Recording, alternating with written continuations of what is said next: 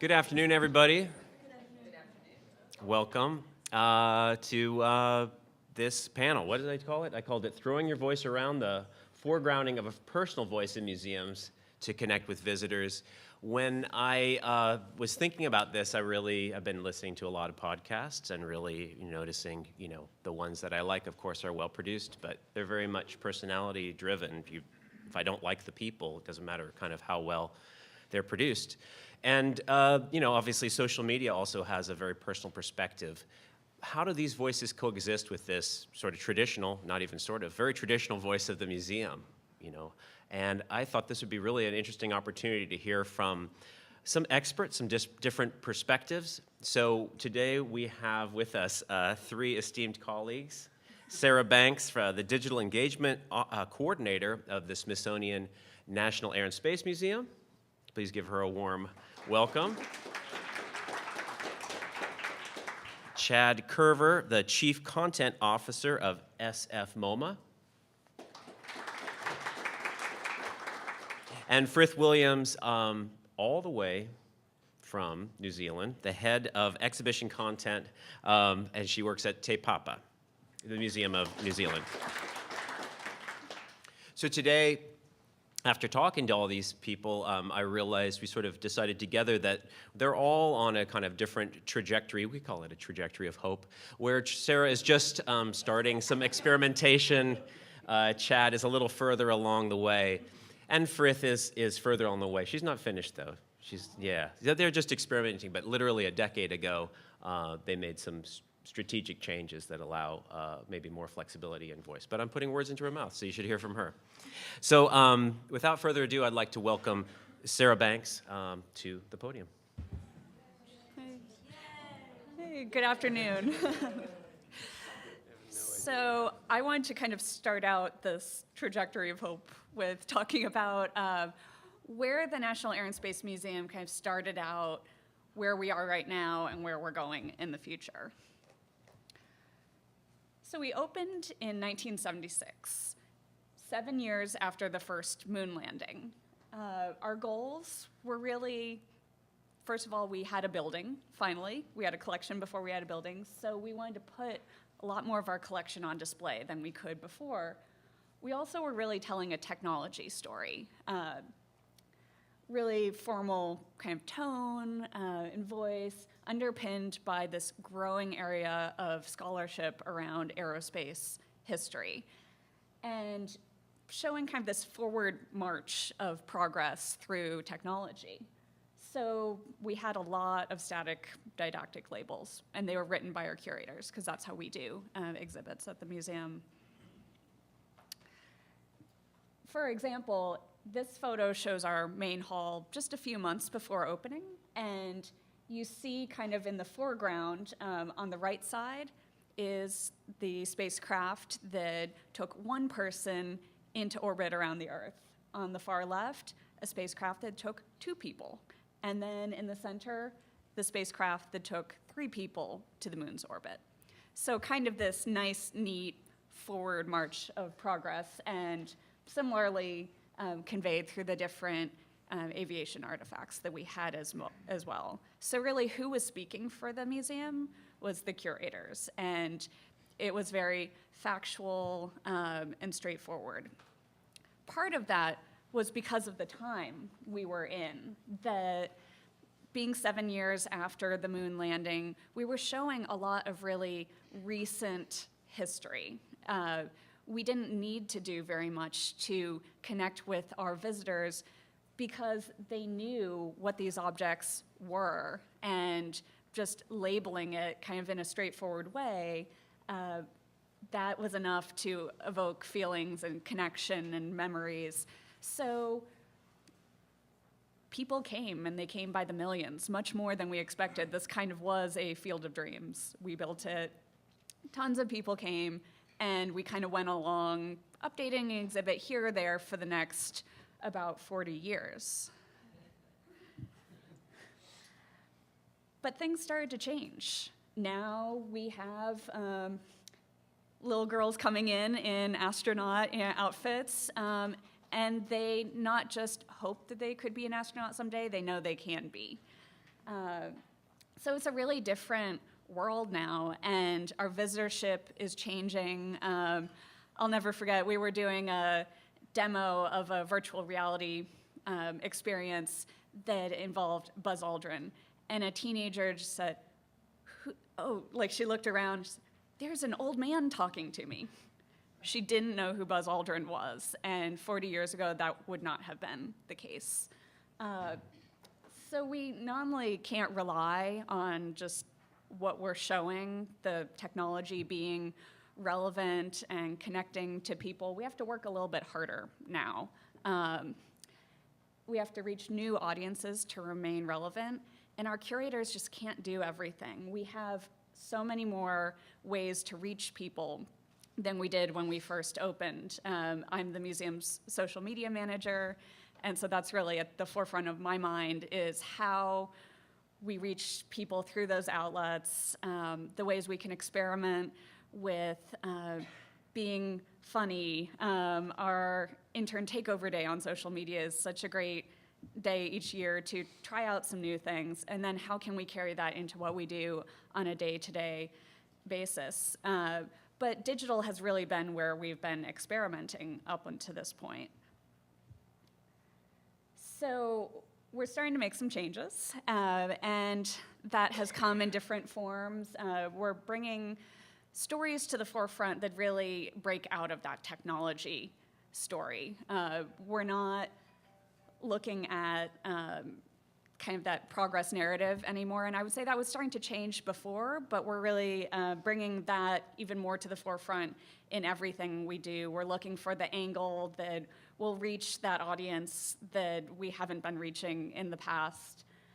We're presuming a lot less prior knowledge than we used to, that even those things like those spacecraft I showed you earlier, we have to explain that this was the spacecraft that carried the first American into orbit around the Earth, and give that social history, the political history, and kind of bring people into that story in a much more active, direct sort of way.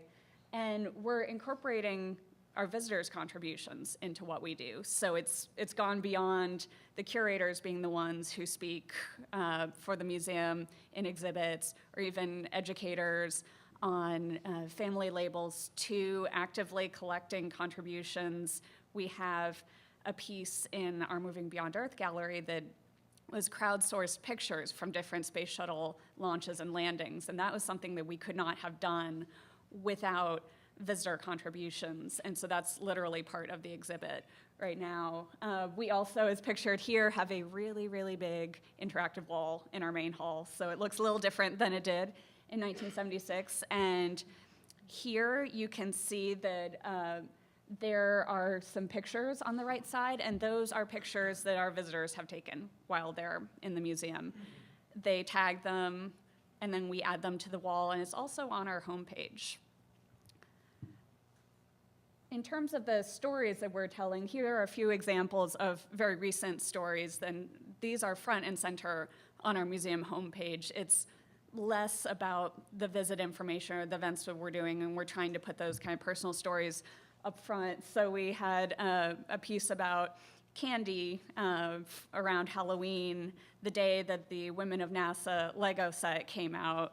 We did a piece about that to tell the stories behind the women in that set. And then as a way to, on the far right, that's an exhibit rendering of an upcoming exhibit.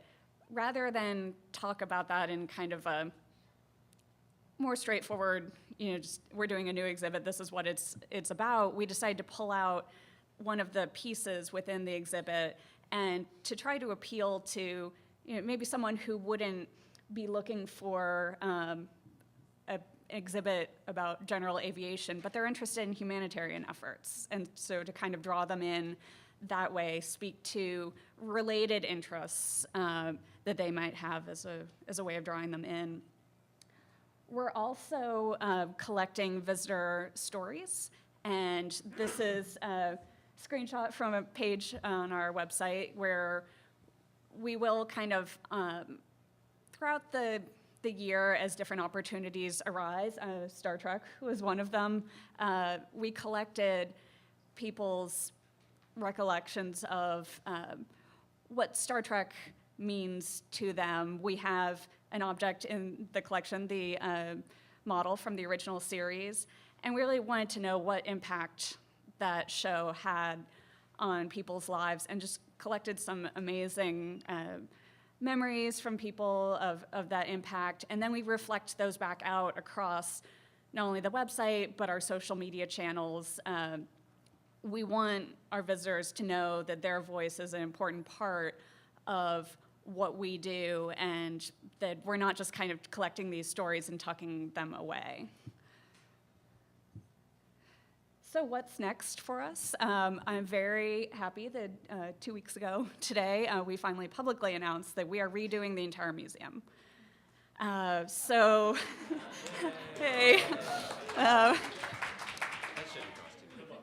Thank you. We've started working on this already, so it was like, we were getting closer and closer to this conference, and I thought, I really hope that we announce this, because we have this amazing and daunting opportunity that we had back in the 1970s to really not just kind of make changes here and there, but look at everything we do and reimagine that. And so that's exactly what we're doing. We have some really exciting conversations, some kind of uncomfortable ones, but I think it's really productive, and I'm excited that we're beginning that journey. So, thank you.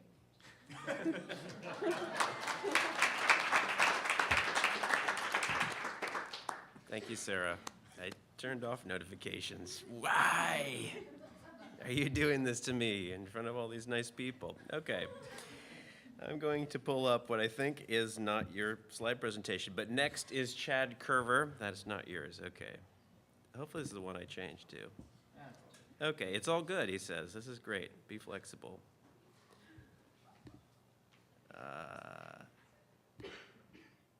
Ladies and gentlemen, welcome from SF MoMA, Chad Coerver.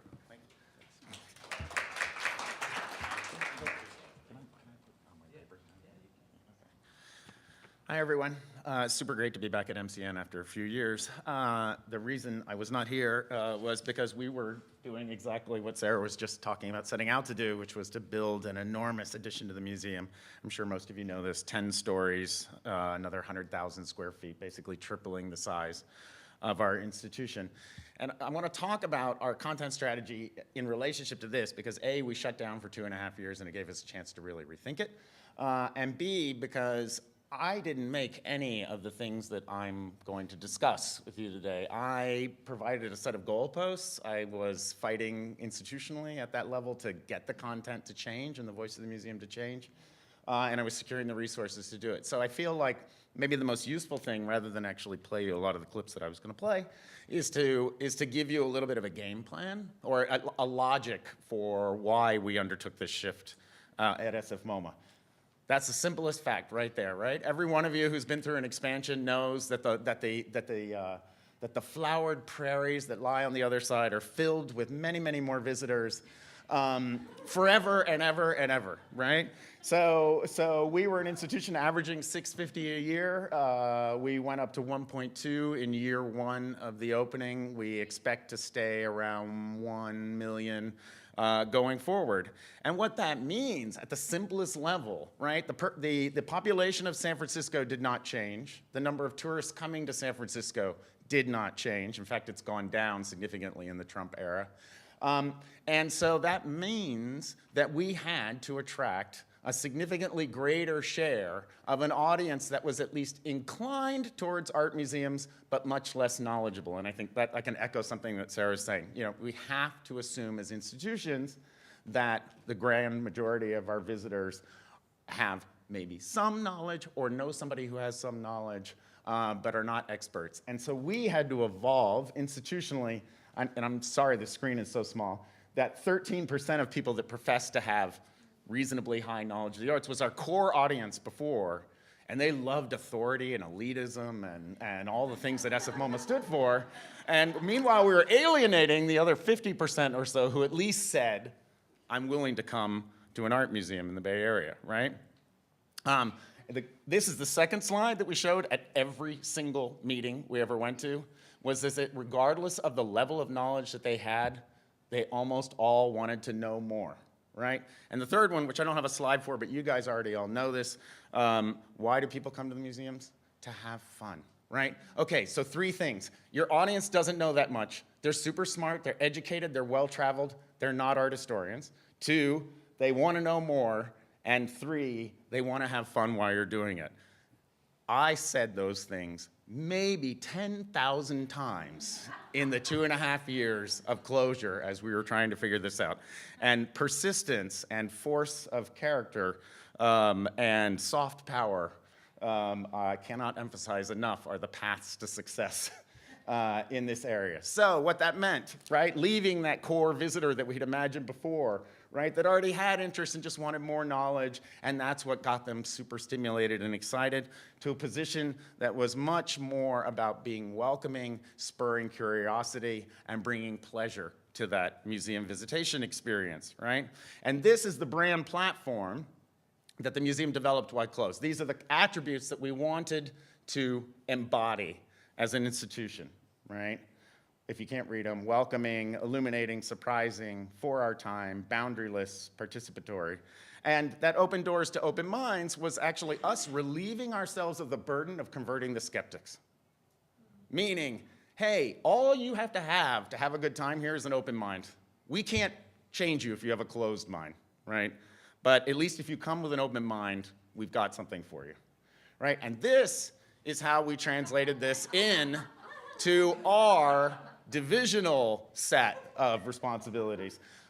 Let me tell you, picturing your institution slightly tipsy, perhaps while slightly tipsy yourself on Friday afternoons during the closure, is a fantastic way to think about the attributes that you need to demonstrate as an institution, right? It's that a little bit warm, a little too generous in offering stuff. You can never go wrong by being a little too generous and a little too outspoken and offering a little too much context as a museum. Certainly as a modern and contemporary art museum, right? So what does that mean? Oh, that's funny. This is the one that we didn't add the slide to, but it's awesome. So what does that mean?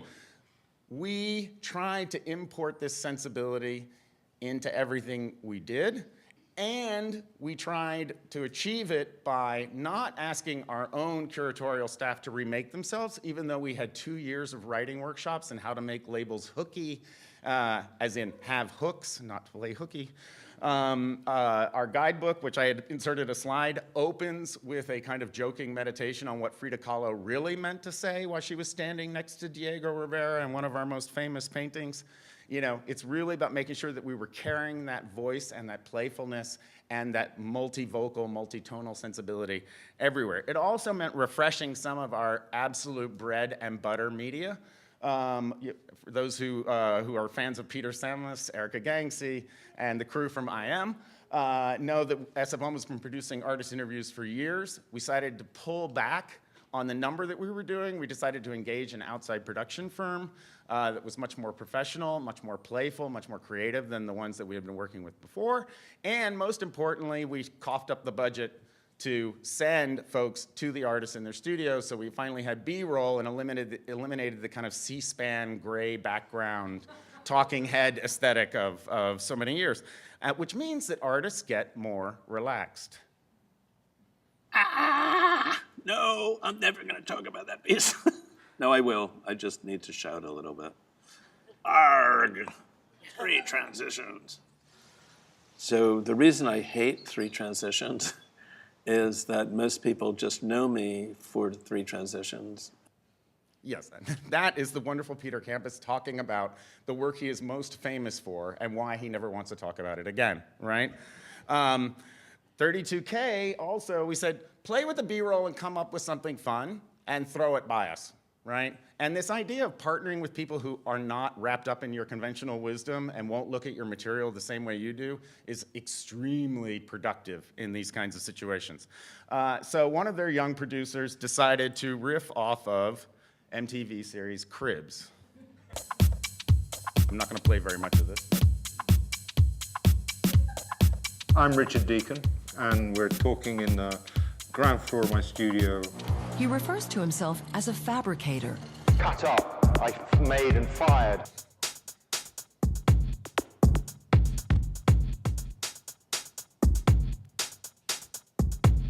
It's not quite a rubbish heap and it's not quite a store, it's somewhere in between. It's more of a rubbish heap over there. Okay, so you get the idea, right? And that was literally just, oh, now we have all this footage. You know, we want to do the serious appeal to the artist's sensibility, make sure that we understand their practice and what they're about as human beings. But yet we also have all of this product that we can think about in different ways and reach different audiences on. Now, one thing that I think is going to come up in our discussion later is that we have a significant portion of our visitors, I'd say about half, that think of us as their church, right? They are incredibly serious about their devotion to the art. They believe it has spiritual values that many of us associate with religion or other kinds of things we go, yoga class maybe. And so we are constantly walking this edge, hence the respectful irreverence of kind of when is that irreverence productive and loosen people up and makes them feel welcome, and when does it go a little too far and actually it starts to alienate those core folks who come to us for church, right? And I would argue that Cribs is right on the edge of that spectrum. And I could talk about another couple of examples inside our app. I think everybody's probably heard of our app by now. Co-made with Detour, launched with the opening of our new building. Again, this idea that we are reaching out to unexpected voices from outside the traditional museum space to fill that venue, to pursue podcast style, sound values, production values. All of this was a core extension of that ethos that I was talking about earlier. So it involves, you know, something like asking Philippe Petit, high wire walker, to meditate on why artists are considered unbalanced. It was asking local aerial dancers to take the form of a Kiki Smith sculpture that was hanging on the wall and actually tell us what it feels like. And in one thing that I can't believe we actually pulled off, we convinced Giants pitching coach Dave Righetti, there on the left in the picture, and John Miller, the voice of the Giants, to pretend that Righetti brings his pitchers to meditate on Dan Flavin's fluorescent light works in preparations for the game, because there's kind of a centering Zen process that goes through this, right? And this is what that sounds like, very briefly. Baseball SF MoMA, brought to you by Beer. Welcome, everybody. I'm John Miller, and joining me is the man known simply as Rags. Good to see you, John. Now, Dave, Bay Area folks are used to... Okay, so you get, as soon as you've heard, if you're in the Bay Area or watch watch baseball on national TV, John Miller immediately calls through a whole host of associations for you. That bit was part of a tour that I made poor Stephanie Powell try. Because I grew up in a non-art savvy family in Republican Texas, and when I imagined my family coming to SF MoMA, I figured, well, one language that they can understand art in is sports. So we reinterpreted about a dozen paintings through the language of sports and basically created this shtick. One close friend and critic pronounced it unlistenable. And in fact, it has more or less failed with our public. And so that is an example of crossing that line from irreverence into irrelevance. We started using the art to do something that it wasn't intended to do and took it to a place that it wasn't intended to go, and we lost the audience at that moment. Now, on the other hand, Silicon Valley, you know, fictional residents of the San Francisco Bay Area, we had a friend of a friend who had a connection, and we convinced Kumail Nanjiani and Martin Starr from the show to basically play their eccentric, snarky characters in relationship to modern and contemporary art, right? And we asked them to do it. The first piece, and the piece that has won the most success for us, was around Duchamp's Urinal, made 100 years ago, still the most notorious work of modern art ever created.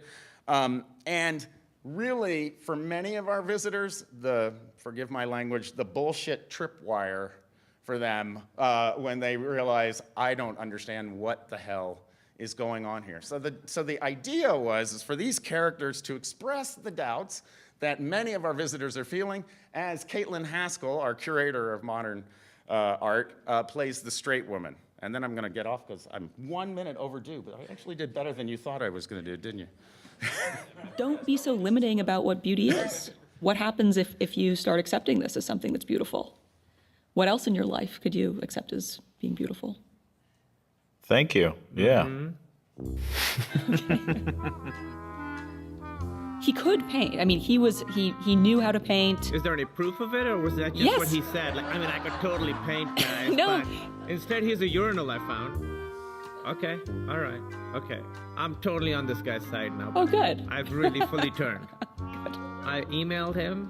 No, he doesn't have an email. Duchamp_urinal@gmail.com.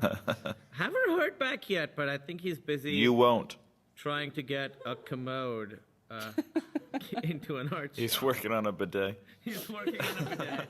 It's really gonna throw everything. Okay, so that, for me, is the perfect taking of a learning opportunity for your visitors, allowing through these characters that expression of doubt, and then having a very good-natured curator do exactly what she's supposed to do in that situation and convince us why we need to pay attention to this thing.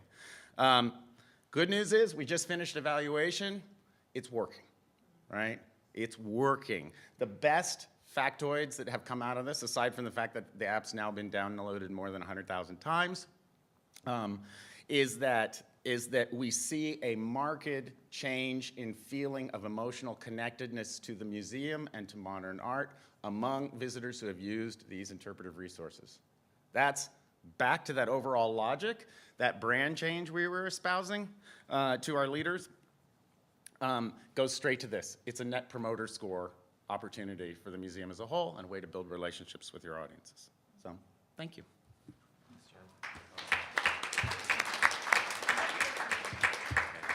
Okay, I'm 0 for 2 so far, so let's see.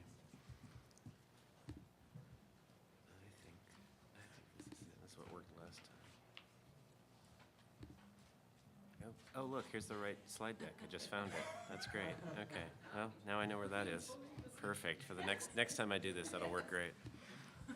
All right, so we're going to keep it real here and invite Frith Williams to the podium from the Te Papa Museum in New Zealand.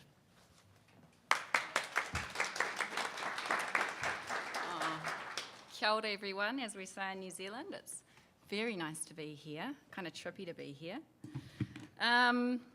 When I was in the US 2 years ago, I was really struck by the amount of innovative audio storytelling going on, and you've just heard about some of it now. At Te Papa, we invest only a little in audio experiences because in our cross-disciplinary museum, and we cover history, natural history, and art, our audiences expect that less than in, say, a dedicated art museum. And it is, of course, all about audience. So just quickly on ours, 80% of our audiences are social, so they come with others and they're looking for social experiences. Of those, at least 30% are families, and they're really, really big repeat visitors, of course, and wanting social hands-on opportunities. And it's not shown here, but millennials make up just over 30% of our audience too, which is, we actually overrepresent them in proportion to the population by about 7%. But we don't just think about our audiences in terms of demographics. Last year we adopted MHM's culture segments, and these segments don't assume that every millennial or every Māori person or every woman is the same. They classify audiences instead by their motivations and their values in relation to arts and cultural experiences specifically. So these are our three targets: expression, stimulation, and affirmation. We've given them tags that kind of make them a little bit easier to absorb.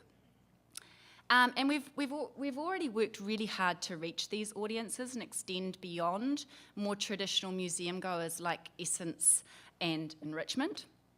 And the targets are quite aligned in what they're looking for: fun, social, collaborative, immersive, interactive experiences. So Essence, interestingly, who are the more independent, sophisticated, kind of die-hard museum goers, they're represented quite highly too, but mostly in our art galleries. Not so much elsewhere in the museum. And art also attracts more independent visitors and fewer families. So we've got really quite different audiences across our different spaces. So in art, we have done a few interesting audio projects exploring personal voice, like an audio tour by kids for kids, and that's my little wee poppet there, listening. Isn't she gorgeous? This project was all about giving people confidence in their own creative responses to art. When one little boy was asked what he would do if he could get inside that painting, he said, "Build a house for the men." Clearly the men need a house, I don't know. We also invited visitors to write their own labels for display in the gallery. So inviting those visitor voices, like you were talking about, Sarah, is also a big part of where we're heading. So our art galleries are actually all being redeveloped at the moment. And earlier this year, we did a pilot towards them. So this is a playful hacker's guide to secret power, which is an extended phone conversation between a visitor who is completely bamboozled by this crazy contemporary artwork by Simon Denny and the curator. And it plays on the work's theme of spying. So, maybe their conversation is being overheard. Now, this is an open source web app for BYOD devices. We did a bit of testing and it went down really well. Most people liked the kind of informal style, not all, but most, so we'll be doing more in that vein too. And while the galleries are closed, this is just an example of the web team's quirky art trail made with Snapchat spectacles.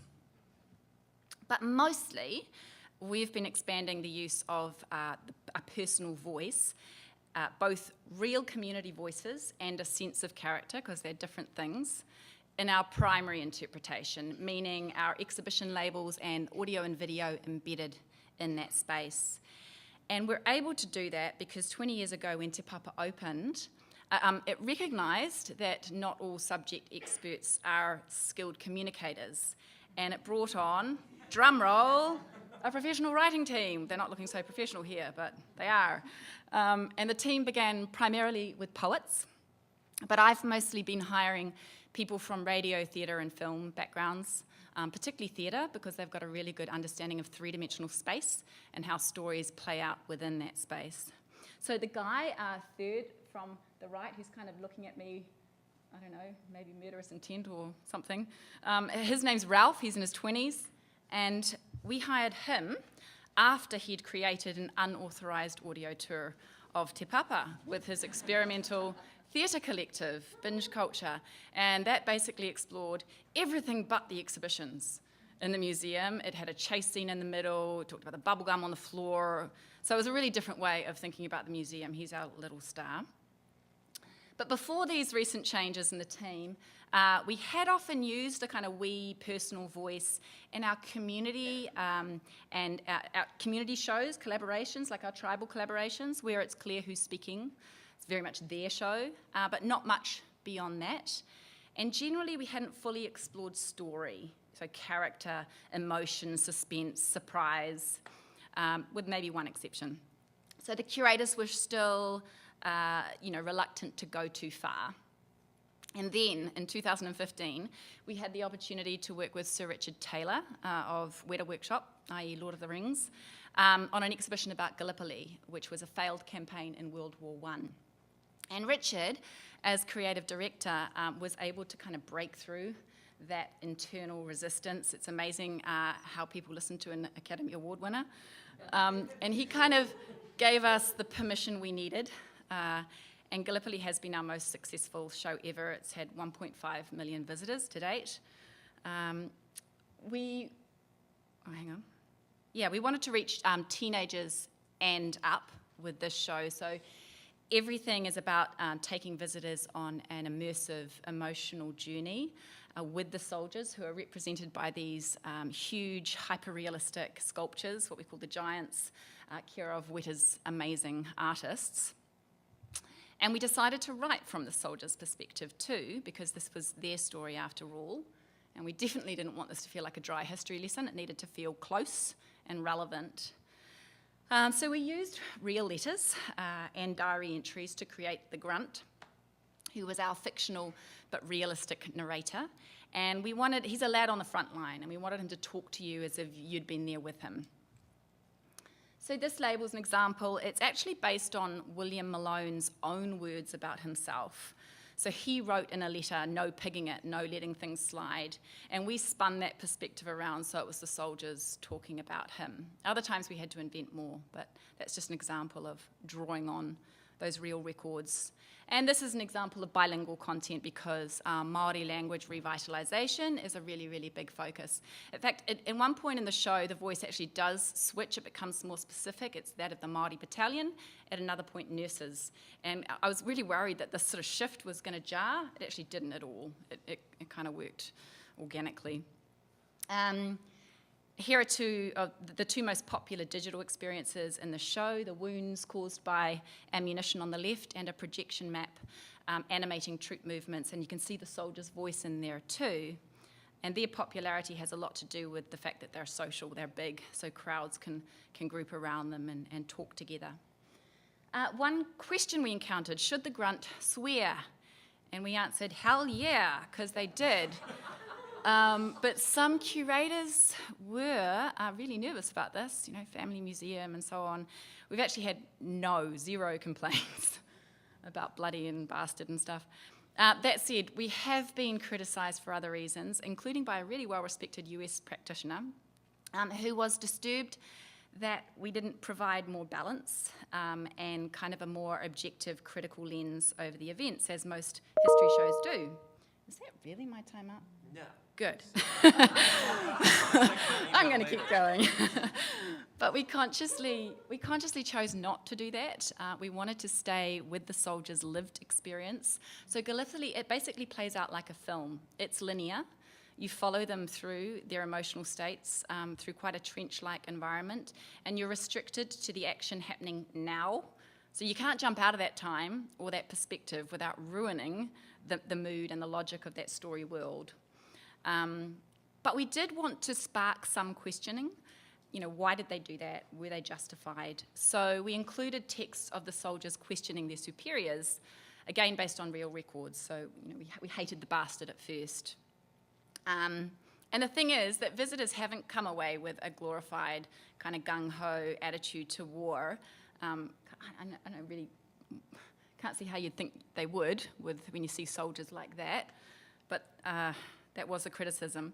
At the end, we actually asked visitors to leave a message on a poppy, and in the first year, they left 280,000 messages. And those contributions have been analysed by a couple of students, university students. And this is an example of the sorts of things people say. So most are commemorative and reflective, and a number of people make thoughtful connections to the present, refugee situation, for example.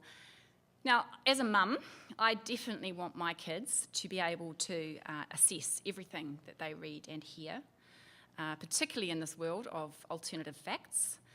But to support that, do we need to communicate in a dry, academic way that seems irrefutable? I think that can be more insidious, at least when the voice is personal, its perspective and bias is clear. So I'd argue the other way, in fact. That said, I do think we need to build education and public programs around immersive experiences like that to support that conversation and to help our kids develop their bullshit detectors. How can we tell when something's real or not, or when somebody's lying, or why one source of information is more valid than another. So I'm going to change a tone. One more example. More recently, we created an immersive touring show, Bug Lab, also with Weta, and this one's actually coming to the US next year. Now, this exhibition is all about how bugs have developed amazing abilities over the past 400 million years, which can help solve some really big human problems. So it's bioinspiration, basically. So here, too, it made sense to write from their perspective, kind of know-all teasing voice, because the bugs here are the smart ones, and they're inviting us into their world to share their genius with us.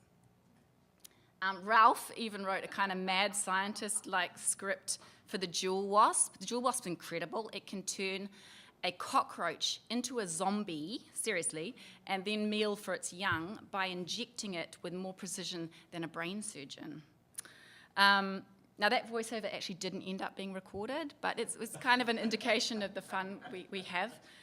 We were also struck with some criticism for this show.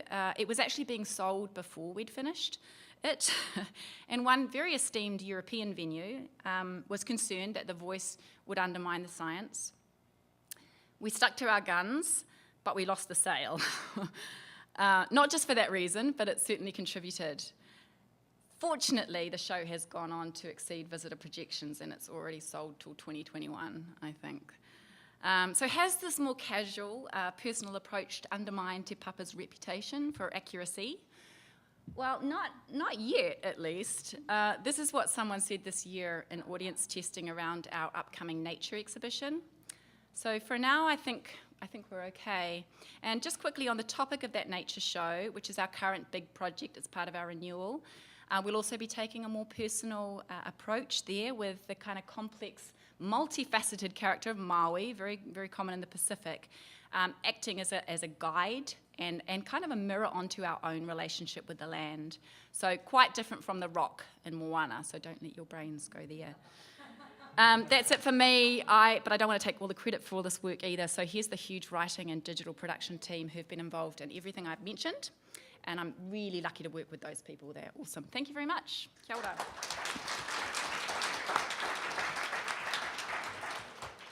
So thank you all for this really delightful presentations. It's really, really interesting, and I want to make sure we have enough time. We have maybe about 20 minutes to take some questions, but I thought I'd take my first chance in line, then I'll call on you. And I'm curious about your review processes. Like, so if you are making these choices to use different voices to try different things, can you talk about where the curators and the sort of the content experts are in line, how things get signed off, who you look at as the client? Sarah? Sure, I can start. So that's something that's kind of under negotiation right now. That, as I said, traditionally, like the curators wrote the script, it went to an editor, the editor maybe made some little edits, made the text fit on the labels, and then it went to the exhibits department and they built the exhibit. So moving the curators out of the content production role and allowing others into that has kind of resulted in some tension around when do we bring them in, how early, when do they sign off, what is maybe not as precise as we might have written it in the past, but it's still accurate. So I'd say it's kind of an ongoing conversation for us at the moment. It's been a journey. I would say, so the way we're not structured as solely a digital operation. We cover analog content as well, which includes the didactics on the walls, the published books, as well as the digital. And that It's your our division, our content strategy division at SF MoMA. So what that means is that we have, the curator's voice is still the principal voice in the exhibition and the wall texts, and I always assure them that 70% of our visitors read those, and they enjoy them more than any other form of interpretation that they get. And they still get to speak to their field in the published books. They have no approvals over the app content. They have no approvals over the video content. And because we serve the audience and not the curators. The curators we front end their involvement tremendously. We have what we've developed called hooks meetings, where we sit with the curators and review possible stories with the material, and then go off and hire producers to make it with us who know how to tell good stories. And I think so the more trust you can build up in the front of the process, where they feel like they've had input, they've chosen the works with you, they've gone on, now let us go do what we need to do, is where we've gotten. Cool. Well, the first thing I was going to say, use the word client, and like you, the way I see client is the audience. They're always the main client. It really differs depending on the exhibitions we're working on at Te Papa, and we have actually different processes. So for all exhibitions, bar art exhibitions, the curators don't write our labels, they brief them. and our writing team writes them. A few years ago, under a different leadership, the art used to work that way too, and it was always controversial. The art curators, who have a much stronger sense of ownership over their work, really struggled with that. And in that period, we kind of had to change in that way. So the art curators now draft, and the writing team edits.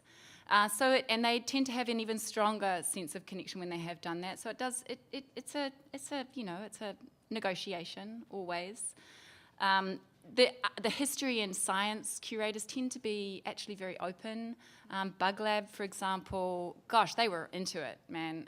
We had a couple of external curators too. Rude Kleinpaste, who's the bug man in New Zealand. So he's already totally on top of science communication. He gets it. And Simon Pollard too, works for the BBC. So these guys were like, go for it. And we had a junior Te Papa curator too. So he was sort of not,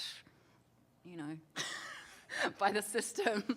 And then with Richard, with the history, with Richard Taylor, whatever he said was gonna happen anyway. So yeah, it varies a lot. Just a quick question. You said when you brief the curators, is that a written brief or do they meet? Actually, we're really varying things now. It used to be a written brief to a particular format. I'm really pro flexible processes depending on the project and the people, and sometimes just sitting down with somebody and talking it out. I read a whole Warhol show just by sitting down with the curator for kind of half an hour and boom, boom, boom, So I like people to be able to work the way they need to work. But there are structures there if you need them. I think that's the key thing. These days, though, the writers are much more embedded. So for Bug Lab and Gallipoli and our renewal, they're embedded up front. So they are talking about the storyline. They're setting that storyline with the curators. It's a total collaboration. And then when it comes to the point of actually writing it, they know it already. So it's a pretty fast process. Yeah. Yes, you had a question. I love this idea of the writing team, and especially it sounds like they all come from different backgrounds, Yeah. like theater, Yeah. and you said there's some poets in the mix, Yep. radio broadcast. Are these all paid positions? Yes. Like they are part of staff? They are. They are all bar the sort of lead positions part-time. So they all work, I think, 0.8 now. And that's because they often have individual projects. They are doing a theatre piece, or they're working on a film or a poetry book. So I think it's really important for them to keep up that other work. It feeds into what we do. It is a bit frustrating for other staff because we have to kind of juggle them a bit. But yeah, there is a mix. The poetry type approach kind of tends to fit art quite well. But as in the more immersive shows, particularly science and history, it's that more theatrical quality that I'm looking for generally. So it is great to have a mix, and you can sort of put people on different projects. Yeah, highly recommended. Highly recommended. Just as a counterpoint to that, we are all executive producers. We produced virtually none of the content in-house, and we hire flexible contractors constantly to do it, mixing voice and inclination and interest with topics. So I think both systems can work quite well. It's just about figuring out what works best with your content goals ultimately. Oh, and also it seems like you've taken the strategy of maybe taking an existing brand and bringing it in, like for your podcast too, right?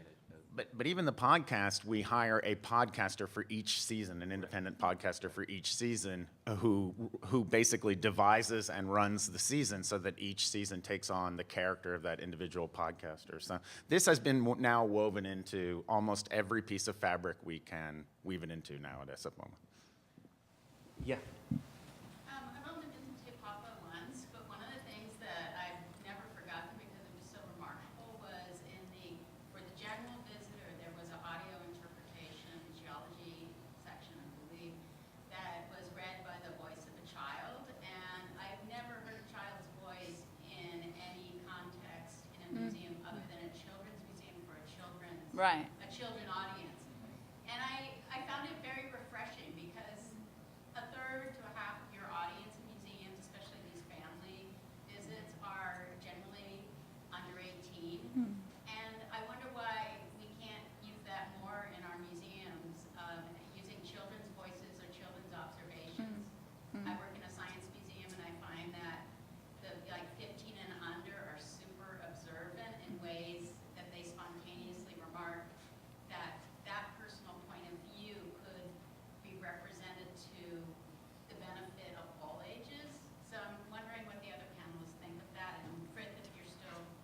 Or should I let you guys answer first? Or? We don't care about kids. I'm not actually lying. We've poured tremendous amounts of money trying to increase visitation by families with kids between, say, 5 and 10.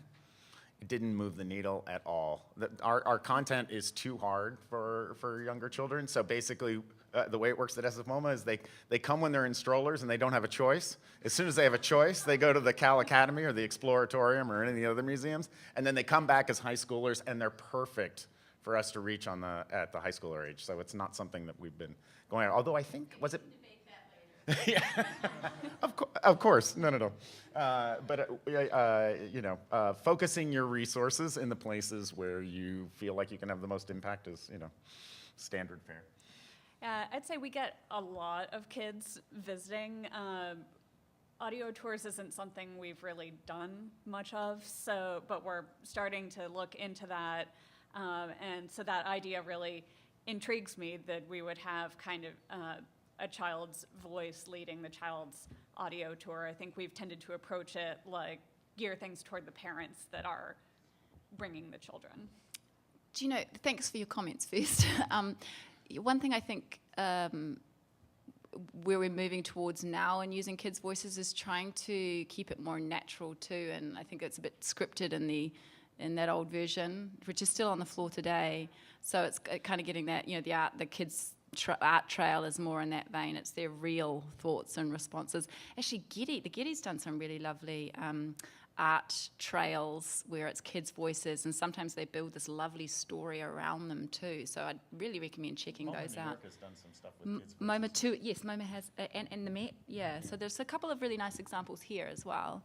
And at my museum, at the American Indian Museum in DC, I found a precocious 5-year-old to narrate a creation story, and she was able to do it in English and Spanish. Nice. But it's part of an exhibition that's not necessarily for kids, but it worked really well, and that's been quite successful. Somebody else? Yeah. I wonder if any of you could speak to the tension between, if there is any, between rethinking museums, encouraging more voices, moving away from authoritarian voices, and trying to be all things to all people. I mean, sometimes in my museum, I feel like we're a retail and event space with an art museum theme. And sometimes I want to say, I really like it when we're an art museum, when we're actually fulfilling our original mission. And I don't know if you feel that tension when you're trying to find voices and to direct the content of your museum. I mean, I think it really does, depend on the content area and on who your audience is too. And I guess the other thing I'd say is that, I think curatorial expertise and subject expertise is absolutely vital still, even with all this personal voice stuff. It has to be valid, it can't undermine that validity. So, I would never want us to move to that place where it was just whoever, whatever, come and tell us, what you think. So I think, and we've got some pretty strong curators who I think will hold us there anyway to account, I don't know. What do you guys think? I'd completely agree with that. A, you can't be all things to all people. It's budgetarily and brand impossible. B, yes, recognizing that some of your audiences crave that authoritative, excuse me. Just Freudian slip. Voice, and it can still be very much provided alongside the folks that crave a different kind of voice. And I think that that's the, I don't so much think of it as trying to meet all these scattered needs, but think of the museum as an open conversation, just the same way a dinner party is an open conversation. Not everybody comes into the conversation with the same interests and level of knowledge. So. I'd say a tension that's kind of emerging in our, particularly our exhibition process, because that's like, while we just announced our transformation project, the first 9 galleries are at about 95% design. And there's been this tension over identifying target audiences. And I feel like a broken record sometimes in these meetings saying target doesn't mean only. And that by targeting it to one or two audiences, that makes it better for everyone. And then in terms of the exhibit labels and being authoritative and what our visitors want and expect from us, we did some evaluation on that for a couple of our exhibits. And we took one label from each of these two exhibits and had our editor write 2 other versions of it, so that there were 3 kind of different flavors of the exact same label. And then we went out and we showed it to visitors, and we said, we can only put one of these in the exhibit. Which one would you choose, and why? And found that there was kind of that point after which we would cross into a place where they weren't as comfortable with it. They said they wanted a certain amount of content and information in the label, but they liked a kind of friendlier style, and that nicely kind of matched up with what the research shows, which is that if you're reading something about a new subject to you, that you enter kind of at a 7th grade reading level. So we actually did kind of shift our reading level down from kind of beginning of high school to 7th grade, while still keeping the details in there. I mean, I think in the examples we've seen, we see a lot of signaling, both in who the audience is for, with the use of music, or maybe the show title or subject matter. So I think that sort of, maybe people can sort of vote before they come in. They sort of get, if you hear the baseball intro, or even know what it is, it seems hard to believe you'd be offended that this isn't what you expected. But so I think that's important. But I think that disconnect, or when we're sort of neutral and the audience isn't really sure where we're standing or what perspective we're taking, that might be, we might get some dissatisfaction there. We did have some problems on that front. I mean, we were throwing so much spaghetti against the wall when we were creating content when we were closed, that one of the criticisms we got, sometimes happy, sometimes not, was that I never, when I click that stop, I never know what's coming. And so finding that kind of consistency, diversity with inconsistency in a certain way is part of the equation for success, I think. Do you have a question? I'm curious to hear a little bit more about the kind of failed experimentation, particularly how it might come into contact with like the conservatism of conservation. Like the example about the baseball is very interesting because that seems like a very productive failure in a way. Do you find that that in any way undermine what you're trying to do, or maybe is so dependent on that autonomy you carved out in the beginning? Did everybody hear that? Did everybody understand? I can repeat the question. It was basically, does failing undermine the autonomy that we've worked so hard to achieve, or allow us a different path? And I would echo something that they were saying in the opening panel this morning, that the more transparent you are with your failures and what worked and what didn't, the more the curators trust you, so that you can say, we know this works, because you can see it in the finish rates on this and this and this, right? As opposed to trying to hide, sweep that under the carpet. So yes, I am happy to, and in a weird way, it's very fortuitous to be the boss with also the most notable failure in our content development, because I can speak to it directly and then free our team to make those same mistakes or different mistakes of their own, which they've made too. So. Do you know, I know that question was probably directed mostly towards Chad, but it just got me reflecting. In some ways, I think we fail more when we stay here. It's just not as obvious. Acceptable mediocrity. Yeah. Of how you're able to kind of carve out a larger culture that's supportive of that ability to fail, especially what you were talking about earlier with authority and Yeah. You mean just to try new things, new approaches? Oh, It's meaning anything can happen in an institution if you call it a pilot or an experiment. Never embark on a new program, ever. Except if you call it if you call it a pilot at your museum, that would be Totally That's a little, I mean, I think it takes a lot of years. You know, I mean, if I think of Te Papa's journey, 20 years of working in this way, and it's still not easy. You know, there's still the trust you have to build every time with the curators. And it's so important. I'm always telling my staff, just go and sit with them and talk with them and get face-to-face with them. Don't write emails. You know, don't write notes in your Word files. Don't do that. Go and talk with them. And tell them they're right, too. You know, like, when they're right, tell them they're right. You know, The trust is everything. It's everything. The trust is everything. I've been at SFMOMA for 18 years now, and building up that reservoir of trust with the curators was what allowed the thing to happen, ultimately. One thing that's been interesting for me too is some of the curators are good writers. They're a minority, but they are. And What? No, yeah. Sorry, that just sounds it's really normal for me to say. But Please when they tweet that are, out again. but when they are, let them write. And I've been really clear too to say, well, no, that curator's written something better than you have, writer. You know, so you got to up your game if you want to.